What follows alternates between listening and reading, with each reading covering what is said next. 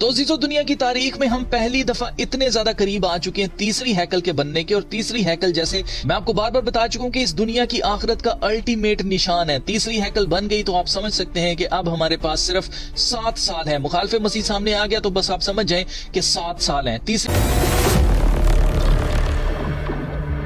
और यहूदियों के रबाइस के मुताबिक और CIA की फाइंडिंग्स के मुताबिक इनका ये पक्का बिलीफ है कि इस वक्त Ark of the Covenant Dome of Rock के नीचे है।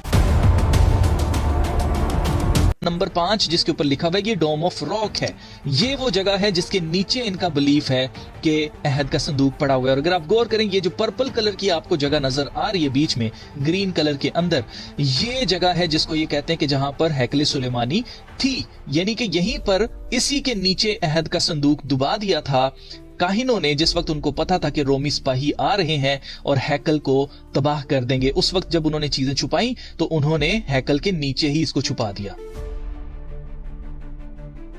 तो इसलिए ये बिलीव किया जा रहा है, CIA का ये बिलीफ है कि Ark of the Covenant Dome of Rock के नीचे है। और आज जो रबाइज हैं वो ये बिलीव करते हैं कि जब डोम ऑफ रॉक के नीचे ये कंफर्म हो जाएगा कि आर्क ऑफ द कवेनेंट मिल गया है, इसीलिए वहां पर स्कैनिंग्स चल रही हैं, थर्मल स्कैनिंग्स चल रही हैं और वहां पर खुदाई भी करने की बात की जा रही है। लेकिन इनको हुकूमत की तरफ से इजाजत नहीं मिल रही है टेंपल इंस्टीट्यूट को। Where is it? It's in there. It's down exactly in its spot. It's down there underneath the base of it. You got to look for it. It's there.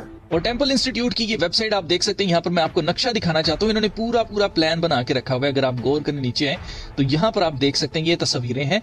यहाँ पर ये जो रेड कलर में आप हिस्सा देख रहे हैं, ये सार found the arc of the covenant by using psychics. अभी कुछ हफ्ते पहले इस न्यूज को सब मीडिया चैनल्स ने कवर किया था और ये न्यूज क्यों मंजरे आम पर आई तो उसकी रीजन ये है। Of the covenant is hidden. Where is it? It's in there. It's down exactly in its spot. It's down there underneath the base of it. You got to look for it. It's there. One of them is that it's buried in the Temple Mount somewhere. The Jews saw the Romans coming. They're like, we are squirreling this away, and the easiest place to put this is like somewhere underneath here. But one day they claim when the Jewish temple is rebuilt, they will bring the Ark of the Covenant out and show it to the rest of the world. The site where the Ark of the Covenant was known to have been stored in Israel for 2 decades is about to be excavated for the very first time. If we found out the Ark of the Covenant was in fact a real object and we know where it is and it does match the description in the Bible, that kind of changes everything. तो अजीजों, इस वक्त यहूदियों का ये मानना है कि Ark of the covenant की लोकेशन जहां पर कंफर्म होगी वहीं पर उन्होंने अपनी तीसरी हैकल बनानी है।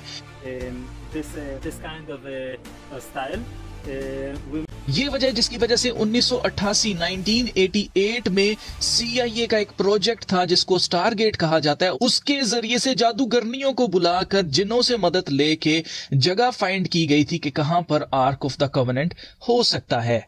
और उन जादूगरनियों ने CIA को बताया कि आर्क ऑफ द कवेनेंट एक ऐसी जगह पर मौजूद है जहां पर बहुत नमी है और अंधेरा है, और जिस जगह पर वो पड़ा हुआ है वहां पर डोम्स जैसी हमें दिखाई दे रही हैं। डोम्स कहते हैं जैसे मस्जिदों की गुंबद होती है, बिल्कुल वैसी डोम्स हमें दिखाई दे रही हैं। और इन्होंने मजीद डिस्क्राइब किया कि वहां के रहने वाले लोग सफेद चोगे पहनते हैं, यानी कि ये मिडिल ईस्ट में कोई जगह है। जादूगरनियों ने इसकी डिस्क्रिप्शन भी बताई कि ये सोने से लदा हुआ है और किस तरह से इसकी शेप है, सब कुछ उसने बताया। और उसने ये भी बताया कि इसको खास प्रोटोकॉल्स के बगैर इसको हाथ नहीं लगाया जा सकता, यानी कि इसको कोई आम बंदा हाथ नहीं लगा सकता। और बिल्कुल बिब्लिकल डिस्क्रिप्शन भी यही है कि आर्क ऑफ द कवेनेंट को, अहद के संदूक को कोई भी गुनाहगार शख्स हाथ नहीं लगा सकता था। जो भी गुनाहगार शख्स इसको हाथ लगाता था वो मारा जाता था। पूरी दुनिया की नजरें इस वक्त तीसरी हैकल के ऊपर लगी हुई हैं और हर कोई हर वक्त इस पर अपडेट चाह रहा है, देखना चाह रहा है कि क्या तीसरी हैकल बनना शुरू हो गई है। अब अहद के संदूक के बारे में आपको थोड़ा सा बता दूं, जहां कहीं पर भी यहूदी अहद के संदूक को लेकर जाते थे, क्योंकि अहद के संदूक पर खुदा की हजूरी हुआ करती थी। जिस भी जंग में अहद के संदूक को यहूदी ले जाते थे वो जंग इसराइली जीत जाते थे।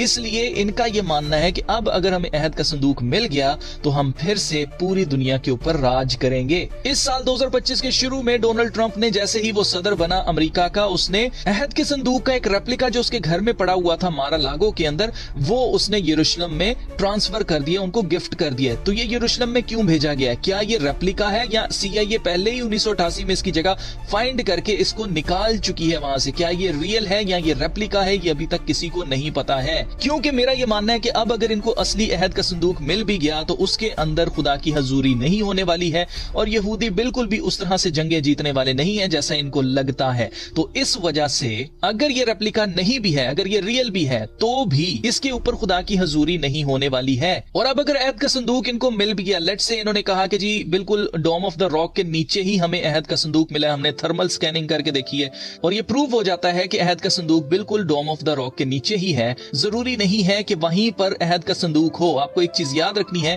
कि इन्होंने अपने ज़हन में ये मंसूबा बनाया हुआ है कि इन्होंने यहां पर ही तीसरी हैकल बनानी है, तो इन्होंने बनानी है।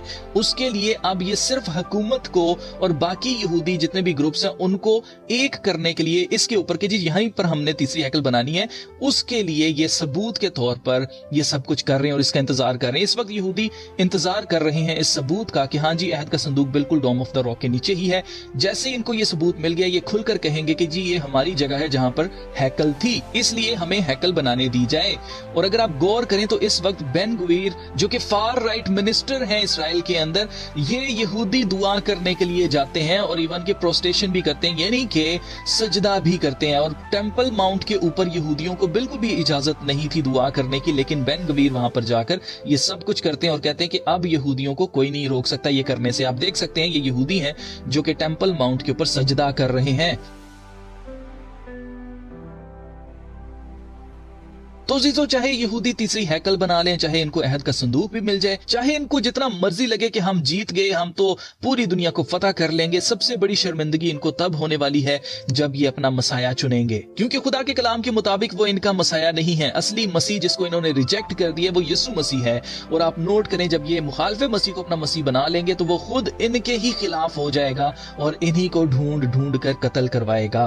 क्यों? क्योंकि यहूदी उसको सजदा नहीं करेंगे, उसको खुदा तस्लीम नहीं करेंगे, इसलिए वो ये सब कुछ करेगा। उस वक्त यहूदी छुपते फिरेंगे और 3.5 साल तक ये अरसा चलेगा, यानी कि टोटल 7 साल दिए गए जमीन पर मुखालफे मसीह को। उन 7 साल के आधे अरसे 3.5 साल तक वो अच्छा बनेगा, पूरी दुनिया में अमन करवा देगा, जंगें नहीं होंगी और आखिर में जो उसके आखिरी 3.5 साल हैं वो खुद को खुदा डिक्लेयर करेगा और जो उसके बुत की पूजा नहीं करेगा उन सब के सर कलम करवाएगा। उनमें यहूदी भी शामिल होंगे। तो यहूदी भागेंगे, पहाड़ों पे जाकर छुपेंगे और क्योंकि उसके अच्छे वाले जो 3.5 साल थे उस वक्त खुदा 2 गवाहों को भेज चुका होगा और वो 3.5 साल के अरसे तक इसराइल के अंदर यीशु मसीह के नाम की मुनादी करेंगे और बताएंगे कि कैसे तुमने उसको छेदा, कैसे तुमने उसको कत्ल करवाया, जबकि वही हकीकत में तुम्हारा मसीह था जिसको तुम रिजेक्ट कर चुके हो। तो ये सारी बातें यहूदियों को याद आएंगी और जैसा यीशु मसीह ने फरमाया, for I tell you you will not see me again until you say blessed is he who comes in the name of the Lord.